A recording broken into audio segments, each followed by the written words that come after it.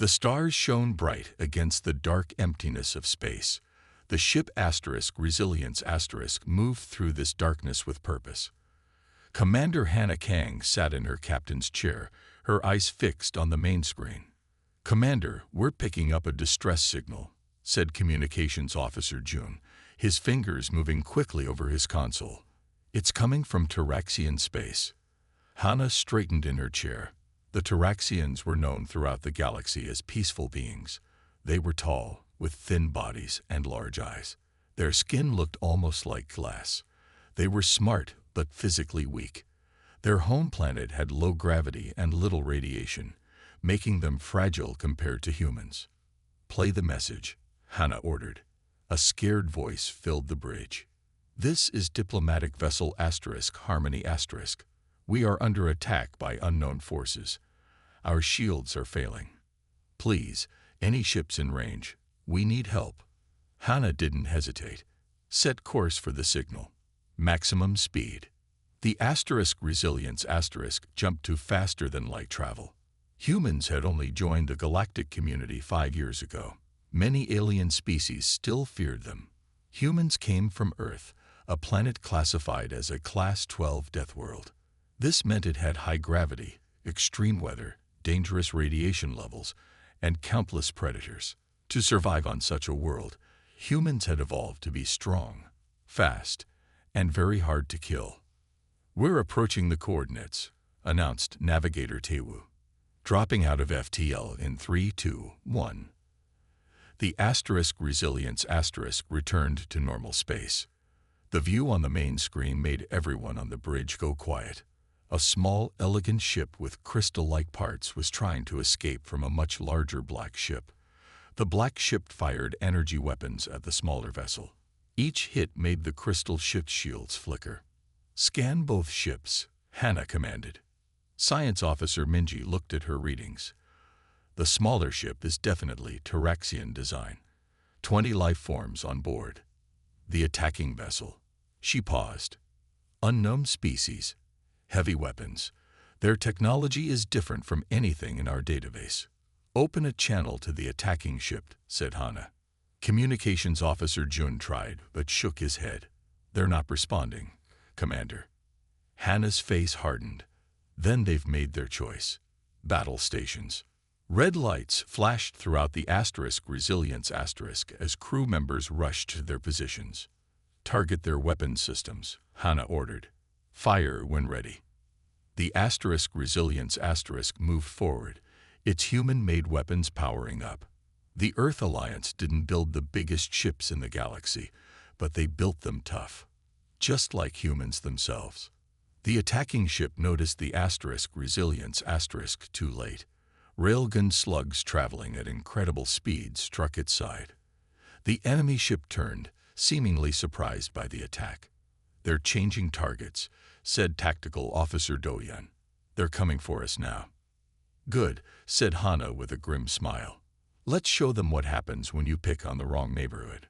The enemy ship fired at the Resilience. The shields held firm against the attack. "Return fire. All weapons," Hannah commanded. The Resilience fired back with everything it had.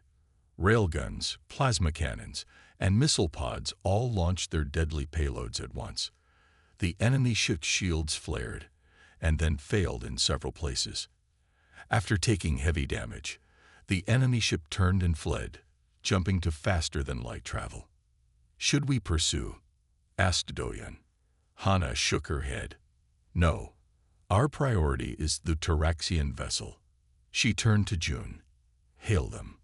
The main screen changed to show the inside of the Taraxian ship. A tall, thin figure with pale, almost translucent skin stood there. Its large eyes widened at the sight of the humans. "This is Commander Hannah Kang of the Earth Alliance vessel Resilience *. Hannah said clearly. "We received your distress call. Are you in need of assistance?" The Taraxian seemed frozen for a moment before finding its voice. Yes. Thank you for your help. I am Scholar Selix. It hesitated. "We did not expect humans to come to our aid." Hannah smiled. That's what humans do, Scholar Celix. We help those who need it. Now, tell us what's going on. Little did Hannah know that this simple rescue would pull humanity into a war that would decide the fate of an entire civilization. Scholar Celix's large eyes watched nervously as the human shuttle docked with the Tyrexian ship. He had read about humans, but had never met one in person. Everyone in the galaxy knew that humans came from a deadly planet that would kill most other species in minutes. The airlock door opened, and 4 humans stepped onto the Tyrexian ship. Commander Hannah Kang led the group, followed by Ambassador Jinwoo Park, Security Chief Do-Yeon Lee, and Science Officer Min Ji-yoon. Celix took an involuntary step back. The humans moved differently from any species he had met before. They were solid, dense, and walked with a confident strength that seemed almost predatory to his eyes. "Thank you for allowing us aboard," said Jinwoo, giving a small bow. His voice was soft, trying not to frighten the Tyrexian.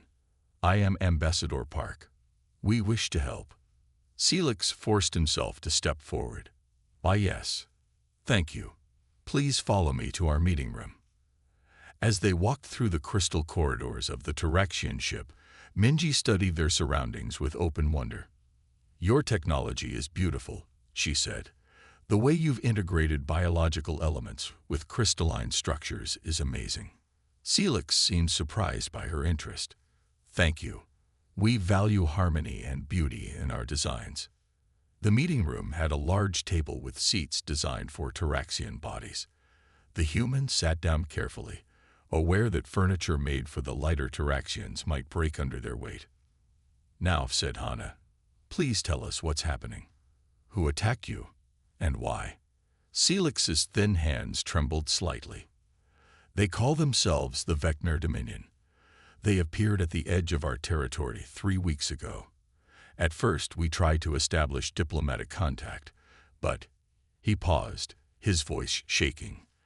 "They responded with violence. They've attacked all our outposts and colonies in the outer systems."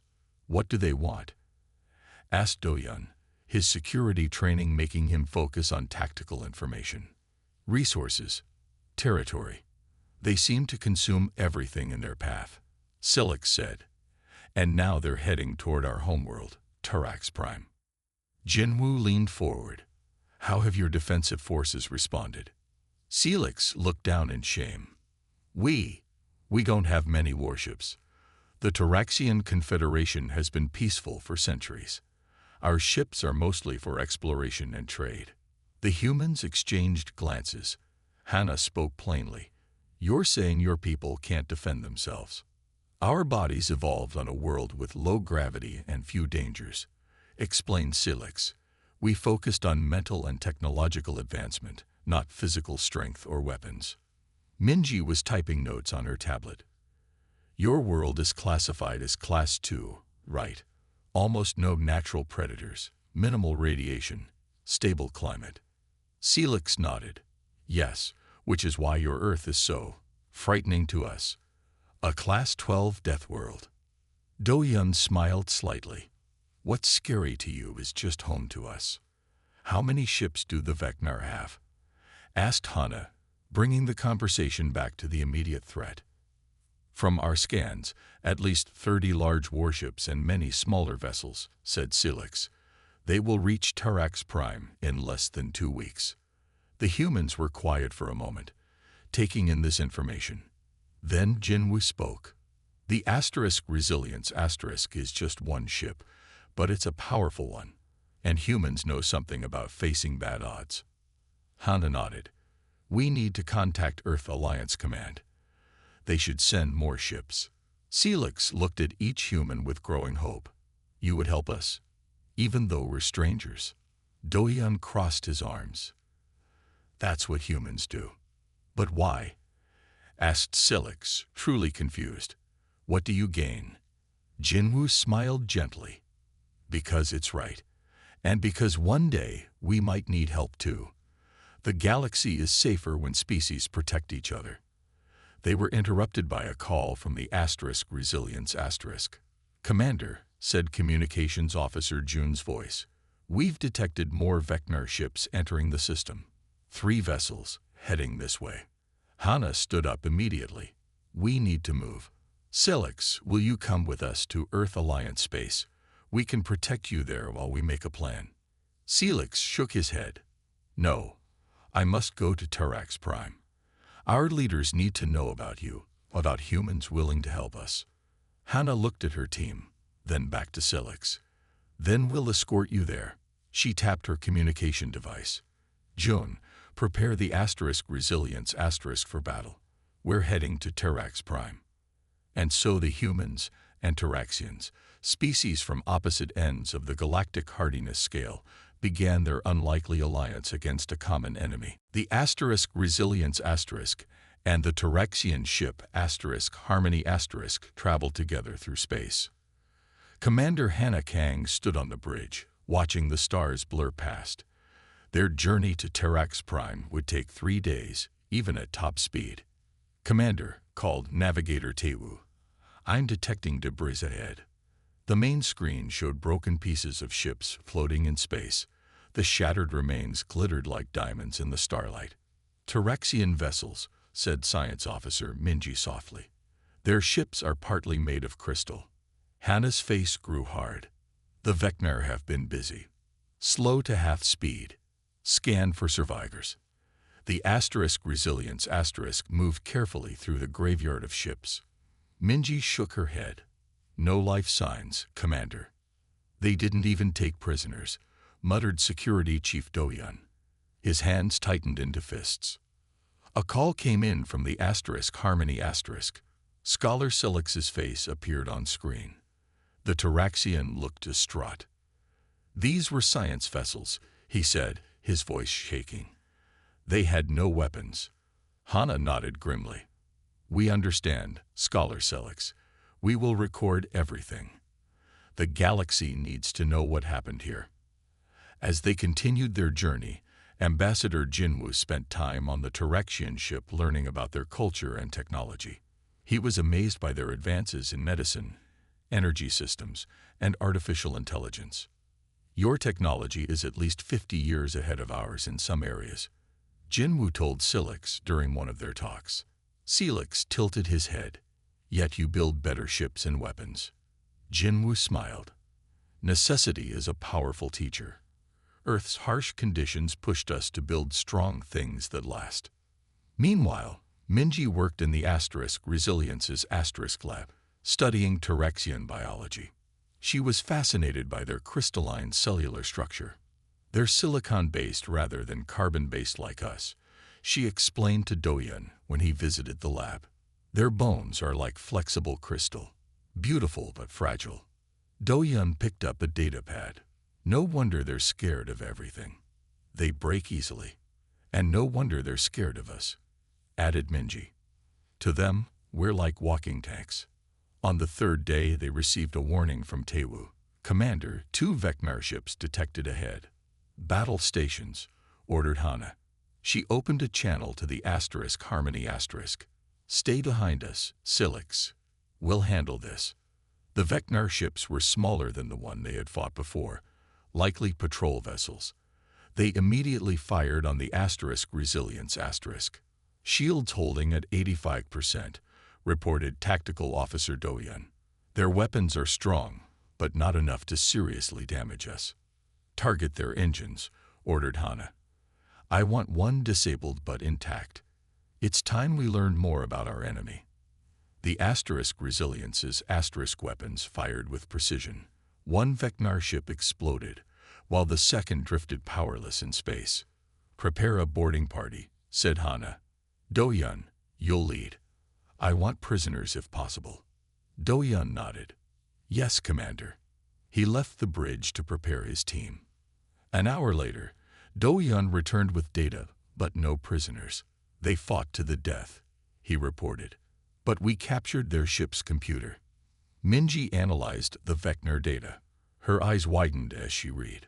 Commander, you need to see this. The screen showed images of the Vecnar, insect-like creatures with multiple limbs and hard exoskeletons. But most shocking was a map showing their planned invasion route through Taraxian space. They're not just raiding, said Minji. This is a full invasion, and Terrax Prime is their main target. Hannah's expression grew even more serious. How long until they reach the Terraxian homeworld? Based on these movement patterns, said Minji, 5 days, maybe less. Hannah turned to Communications Officer June. Send an urgent message to Earth Alliance Command. Request immediate reinforcements. She looked at her crew. And tell the Harmony to increase speed. We need to reach Terrax Prime before the Vecna do. As both ships accelerated to maximum speed, Hannah knew they were racing against time. The survival of an entire civilization now depended on how quickly humans could come to their rescue. The Resilience and Harmony arrived at Terrax Prime 2 days later. From orbit, the planet looked beautiful. It had large oceans of deep blue and landmasses covered in purple and silver vegetation. Crystal cities sparkled across the surface. "It's beautiful," whispered Minji as she looked at the view screen. Celix stood on the bridge with the humans. "This is our home. Over 20 billion Terraxians live on the planet." Hannah turned to him. "We need to meet with your leaders right away." A large space station orbited Terrax Prime. The station was made of the same crystal-like material as the Terraxian ships. The Resilience docked there, and the humans were escorted to the High Council chamber. 5 Terraxians sat at a curved table. They wore flowing robes with complex patterns. The one in the center spoke first. "I am Elder Sorix, head of the Terraxian High Council. Scholar Silix has told us of your help." The elder's voice was calm but cautious. "We are grateful, but also concerned. Humans have a fearsome reputation." Hannah stepped forward. "Commander Hannah Kang of the Earth Alliance. We come as friends and allies against the Vecna threat." Ambassador Jinwoo added, "We have information about the Vecna invasion. They will reach your system in 3 days." Sorix and the other council members looked alarmed. 3 days? Our evacuation plans need at least 2 weeks. Security Chief Do-yun placed a data device on the table. It projected images of the Vecna ships and soldiers. The Vecna are insect-like creatures with a hive mind. They follow a queen who directs their actions. Minji continued, "They target worlds rich in resources. Their biology lets them adapt to different environments quickly. And they've never faced humans before." One of the council members, a female Terraxian with silver markings on her face, spoke up. "I am Councillor Terrace. Why would humans risk their lives for us? We have nothing to offer you in return." Jinwoo smiled. "That's not how alliances work. Today we help you. Tomorrow, you might help us. That's how the galaxy becomes safer for everyone." The council talked among themselves in low voices. Finally, Elder Sorix turned back to the humans. "We accept your help, but we must be honest. Our defenses are limited. We have shield technology to protect our cities, but very few weapons. Most of our fleet was destroyed in the outer systems." Hannah nodded. "The Resilience will coordinate your remaining ships. We've called for reinforcements from the Earth Alliance, but they may not arrive in time." "We need to know more about the Vecna," said Do-yun. "Do you have any prisoners or captured ships?" Councillor Terrace nodded. "Yes, we captured a small scout ship last week. The crew died fighting, but the ship is intact. It's in our research center." "I need to see it," said Do-yun immediately. Soon, Do-yun stood in a large laboratory where Terraxian scientists studied the Vecna ship. The ship was dark and looked like an insect with sharp angles and a shell-like exterior. "The atmosphere inside is toxic to us," explained a Terraxian scientist. "It contains high levels of methane and sulfur compounds." Do-yun smiled slightly. "Earth has places with those compounds. I can handle it." He turned to a young Terraxian standing nearby. "You are?"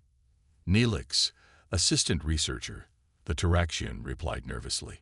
"I've been studying Vecna communication systems." "Good. You're coming with me," said Do-yun. He tapped his communication device. "Minji, I need environmental suits for a scouting mission, and bring your scanning equipment. An hour later, Do-Yun led a small team into the Vecnar ship. Minji and 2 human security officers followed him. Neelix came too, though he looked terrified. Inside, the ship was hot, dark, and filled with strange smells. The walls seemed almost alive, with patterns that shifted slowly. Their technology is partly organic, said Minji, scanning everything. The ship is grown, not built. Neelix pointed to a chamber ahead. Their communications center should be there. As they moved forward, suddenly red lights began flashing. A harsh sound filled the air. What's happening? Asked Neelix, his voice shaking. Do-Yun's face grew stern. Security system. The ship wasn't as dead as we thought. He pulled out his weapon. Stay behind me. From the walls, small mechanical insects emerged and moved toward them. Defense drones, said Minji, probably programmed to protect the ship. Do-Yun nodded to his team. Let's show them what Deathworlders can do. The mechanical insects swarmed toward the team. They were the size of human hands, with sharp metal legs and glowing red eyes. Do-Yun fired his weapon, hitting 3 drones with 1 shot. The security officers quickly followed his lead. Minji pulled Neelix behind a column for protection. Stay down, she told the frightened Taraxian. The drones kept coming. One jumped onto Do-Yun's arm, its legs cutting into his suit. He smashed it against the wall without hesitation. Another drone sprayed a green liquid that began to eat through a security officer's boot. Acid, the officer shouted, but he kept fighting. Neelix watched with wide eyes. The humans fought through pain that would have stopped a Taraxian immediately. They didn't retreat. After 5 intense minutes, all the drones lay destroyed. Do-Yun checked his team. Everyone okay? The security officer with the damaged boot nodded. Yes, sir. Just a small burn. Minji helped Neelix stand up. He was shaking. How can you keep fighting when injured? He asked. Earth animals learn to ignore pain, explained Minji. It's necessary for survival. They continued to the communication center. Minji connected her devices to the Vecnar systems and began downloading data. This is amazing, she said as she worked. Their communication uses chemical signals, similar to insect pheromones, but transmitted electronically. Can we disrupt it? Asked Do-Yun. Maybe. Minji's eyes lit up.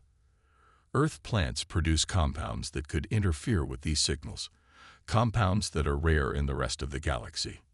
Neelix looked at the humans with new respect. Even your plants are weapons.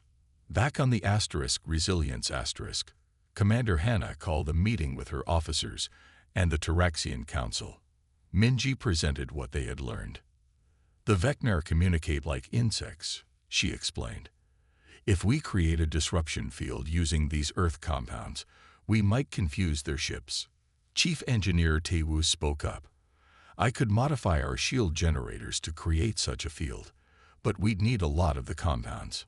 The Resilience Asterisk carries plant samples from Earth, said Hannah, and we can synthesize more in our labs. Elder Sorix looked doubtful. Will this be enough to stop an entire Vecnar fleet? No, said Do-Yun honestly, but it will give us an advantage. Ambassador Jinwoo turned to the Taraxians. Your shield technology is impressive. Could we adapt it for our ships? Counselor Terrace nodded slowly. Yes. Our shields are designed to block energy weapons, not physical projectiles like your railguns. Together, we might create something new. Then let's get to work, said Hannah. We have less than 3 days. The next 2 days were busy. Chief Engineer Tae-woo worked with Taraxian scientists to combine human and Taraxian technology. They installed new shield generators on the Resilience Asterisk and the remaining Taraxian ships. In another part of the station, Minji and her team created the disruption compound. The Taraxians were amazed to see the humans handling chemicals that would kill a Taraxian. This would melt my skin, said a Taraxian scientist, watching Minji mix chemicals without special protection. On Earth, some plants produce this naturally, Minji explained. We've evolved resistance. Meanwhile, Dohyun trained a group of Taraxian volunteers. They couldn't match human strength, but they were quick learners. You don't need to be strong, he told them. You need to be smart. Use your environment. Work together. On the evening of the second day, Hannah received a message from Earth Alliance Command. 3 ships are coming to help, she told her officers, but they won't arrive for 5 days. The Vecnar will be here tomorrow, said Jinwoo quietly. Hannah nodded. Then we stand alone. She looked at the data screens showing their preparations. But we're not without resources. That night, as the humans and Taraxians made final preparations, long-range sensors detected the Vecnar fleet entering the outer reaches of the Taraxian system. 25 ships, reported Navigator Taewoo, including 1 vessel twice the size of the others. The Queen's ship, said Minji. She's coming personally. Hannah stood up. Then she'll find us ready. She turned to her crew. Get some rest. Tomorrow, we show the galaxy what happens when you threaten a world under human protection. As the Taraxians watched the humans prepare for battle with calm determination, they began to understand why Deathworlders might be the galaxy's most valuable allies. The morning came too quickly. Commander Hannah stood on the bridge of the Resilience looking at the tactical display. The Vecnar fleet was now visible, moving slowly toward Tarax Prime. They're being careful, said Dohyun. They must have detected our defenses. Hannah nodded. Good, but we can't just wait for them to attack. She turned to her officers. What if we strike first? The Taraxian representatives on the bridge looked shocked. Elder Sorix spoke up. Attack them. Before they attack us. Yes, said Hannah.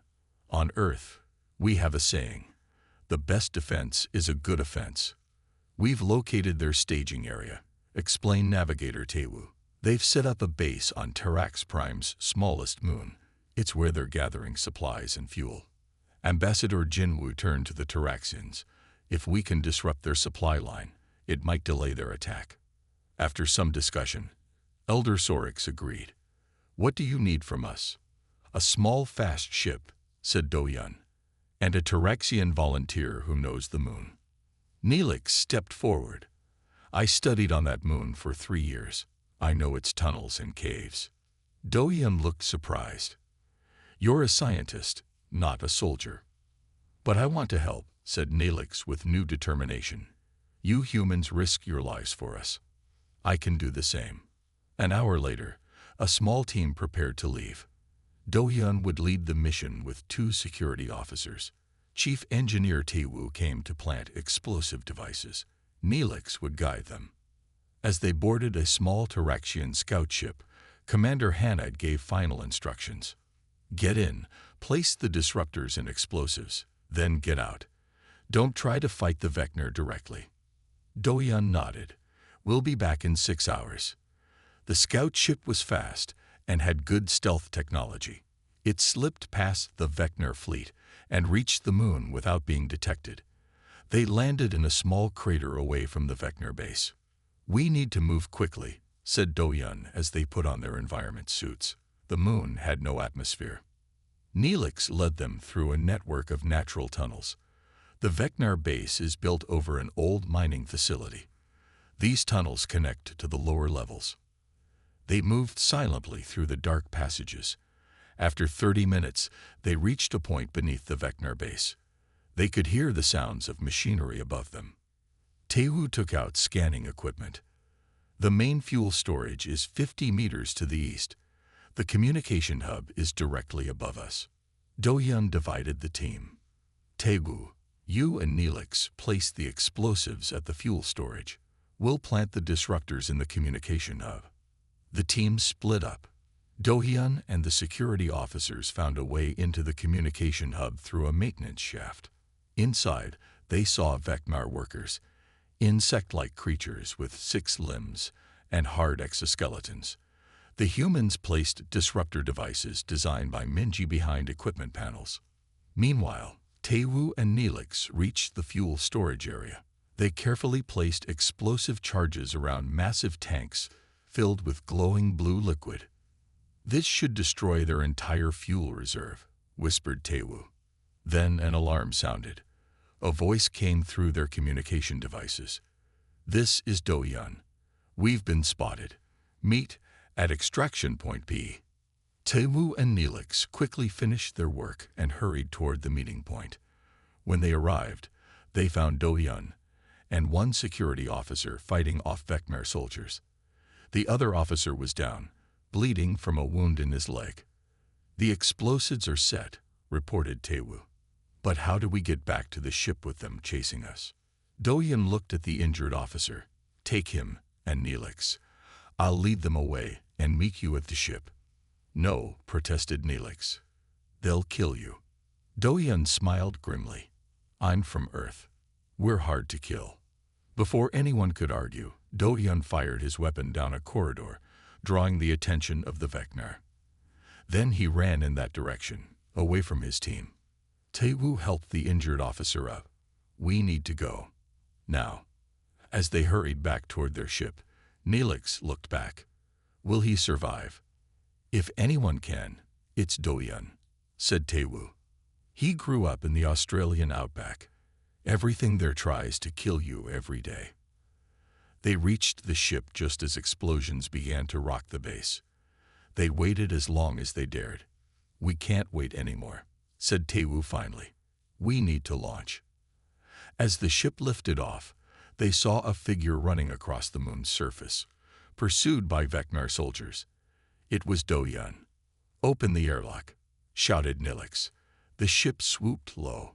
Do-Yun jumped, catching the edge of the open doorway. Tewu and Neelix pulled him inside as the ship accelerated away from the moon. "Mission accomplished," said Do-Yun, breathing hard but grinning. "Let's go home." Behind them, the Vecnar base burned as the disruptors scrambled their communications, and the explosives destroyed their fuel supplies. The small scout ship returned to Terrax Prime, where Commander Hana and the others waited anxiously. When Do-Yun and his team stepped off the ship, everyone cheered. "The mission was a success," reported Do-Yun. "Their fuel reserves are destroyed, and their communications are scrambled." Hana nodded with approval. "Good work, but the Vecnar fleet is still coming. They'll be here in 6 hours." On the main view screen, they could see the Vecnar ships moving toward Terrax Prime. The ships now moved in a disorganized pattern, no longer in perfect formation. "The disruption is working," said Minji. "They can't coordinate as well." Elder Sorix looked at the screen with worry. "But there are still so many of them." "We have to use what we've learned about them," said Hana. She turned to her officers. "Here's the plan. The Resilience will lead the Terraxian ships directly against their fleet. We'll use our new combined shields to break through their line and target their command ships." She looked at the Terraxians. "Your people on the ground need to be ready. Some Vecnar ships will get through to the planet." Do-Yun stepped forward. "I'll coordinate ground defenses with the Terraxian volunteers we've trained." Neelix, standing nearby, raised his hand. "I want to join the ground team." Do-Yun smiled. "I was hoping you'd say that." As the Vecnar fleet approached, all available ships moved into position. The Resilience led 7 Terraxian vessels. It wasn't much against 25 Vecnar warships, but it was all they had. "All ships report ready, Commander," said Communications Officer June. Hana stood tall on the bridge. "Then let's show these Vecnar what happens when they threaten a world under human protection. All ships, advance." The small defense fleet moved toward the much larger Vecnar force. The Vecnar fired first, energy weapons flashing across space. The new shields on the human and Terraxian ships glowed but held firm. "Return fire," ordered Hana. The Resilience fired its railguns, sending metal projectiles at incredible speed toward the Vecnar ships. The Terraxian vessels fired energy weapons that had been modified with human technology to be more powerful. 3 Vecnar ships exploded immediately. The rest began to scatter. their formation broken by the disruption field. "It's working," said Navigator Tewu. "They can't coordinate their attacks." But the Vecna still had the advantage of numbers. Several of their ships broke through and headed for Tarax Prime. 2 Taraxian vessels were hit badly and had to retreat. "Stay focused on the command ships," Hannah told her crew. "If we can take out their leaders, the rest will be confused." On the planet's surface, Doyan and his team prepared the defenses. They had positioned the Taraxian volunteers around the main power facility, a critical target the Vecna would likely attack first. "Remember your training," Doyan told them. "You can't match them in strength, but you can outsmart them."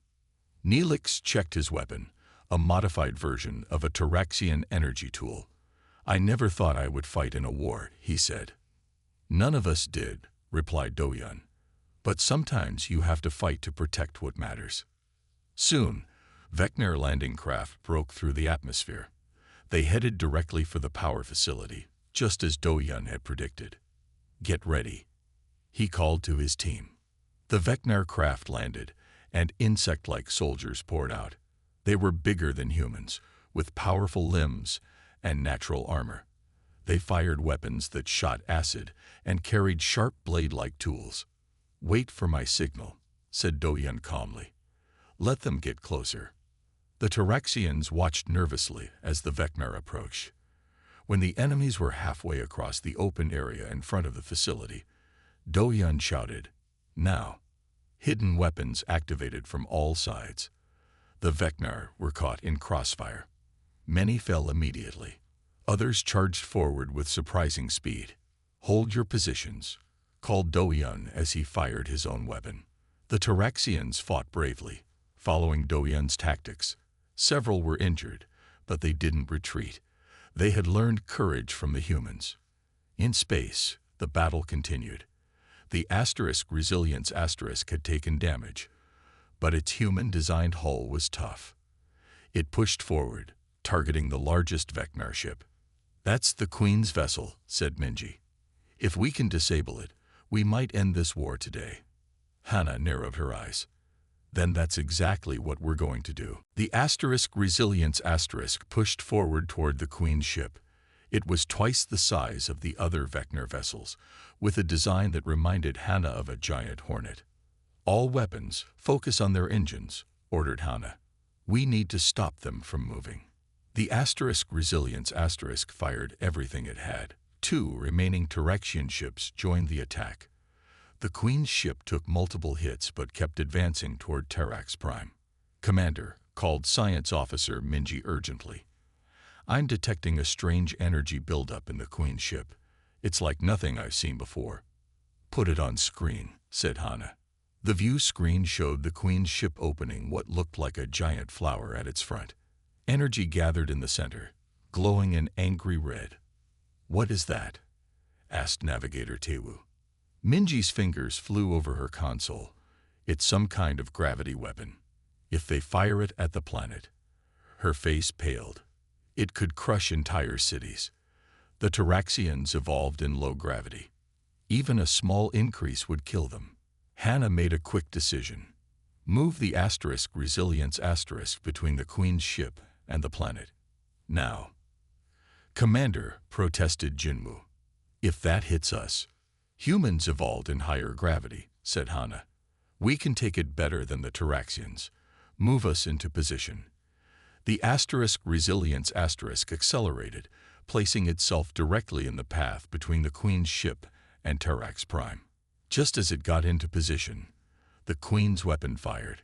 A red beam struck the Resilience. The ship shook violently. Warning alarms blared throughout the vessel. "Gravity increasing on all decks," reported Tewu. 3 times Earth normal. 4 times. 5 times. The humans on the bridge struggled to move. Their bodies, evolved on Earth, could withstand the increased gravity better than most species, but it was still painful. "Shields failing," called out Tactical Officer. "Hull integrity at 65%. "Hold position," ordered Hannah, her voice strained with effort. "We need to block that beam from hitting the planet." On the planet below, Do-hyun and his team continued to fight the Vecna ground forces. They had pushed the enemy back from the power facility, but more landing craft kept arriving. "We're running low on ammunition," said one of the human security officers. Neelix looked up at the sky. "Look," he pointed. Above them, they could see the Resilience caught in the red beam from the Queen's ship. The human vessel seemed to be struggling, but it held its position, protecting the planet. Do-hyun watched with pride and worry. "They're saving us, but they can't hold forever." He turned to his team. "We need to finish this fight quickly and find a way to help them." In space, Chief Engineer Tae-woo worked desperately to keep the ship's systems running. "The gravity is crushing our power conduits," he reported. "We can't take this for more than a few minutes." Hana, forcing herself to stay upright under the crushing gravity, looked at her options. "We need to disable that weapon." Ambassador Jinwoo, barely able to move from his seat, pointed at a reading on his console. "The Terexian ships. They're moving." On the screen, they saw the remaining Terexian vessels positioning themselves around the Resilience adding their shields to protect the human ship. Elder Sorix's voice came through the communication system. "You risk your lives for us. We will do the same for you." One Terexian ship, more damaged than the others, suddenly broke formation.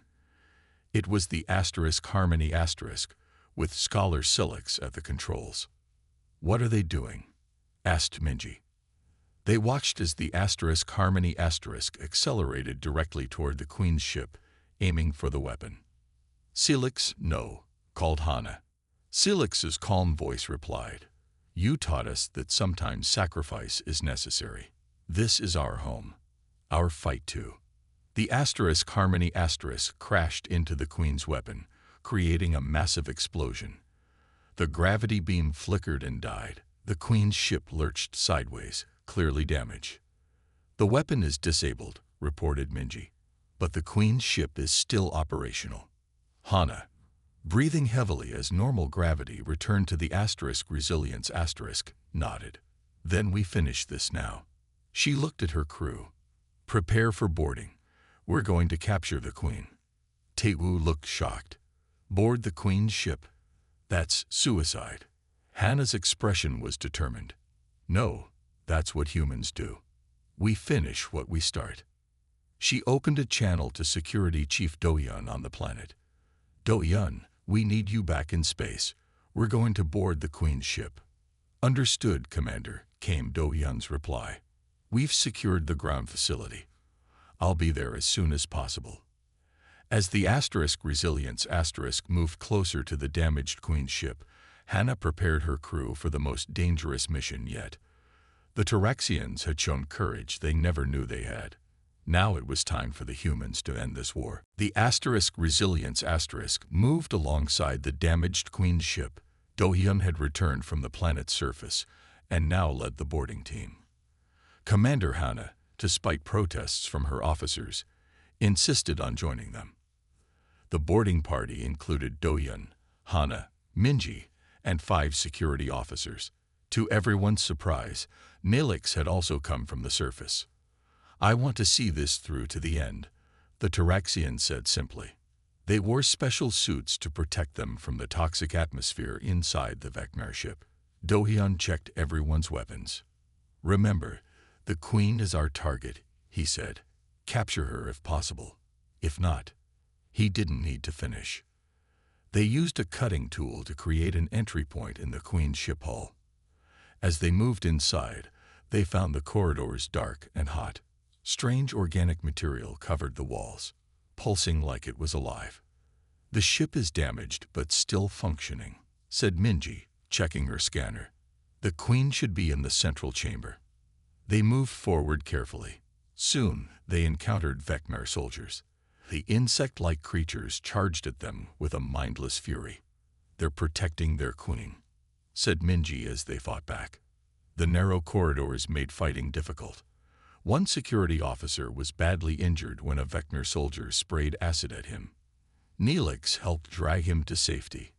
"We need to keep moving," said Hannah after they defeated the first group of soldiers. As they got deeper into the ship, the resistance grew stronger. The humans fought with determination, using their earthborn strength and endurance. Neelix stayed close to Minji, helping her use her scanner to navigate. "The Queen is just ahead," Minji said finally. "But there's a problem. The atmosphere in her chamber is even more toxic than the rest of the ship." Do-Yun checked their suits. "Our filters won't last more than 10 minutes in there." Hannah nodded. "Then we have 10 minutes to end this war." They breached the door to the Queen's chamber. Inside was a massive room with a high ceiling. In the center sat the Vecnar Queen. She was 3 times larger than her soldiers, with multiple limbs and a huge head. Around her stood 8 elite guards, bigger and more heavily armored than regular soldiers.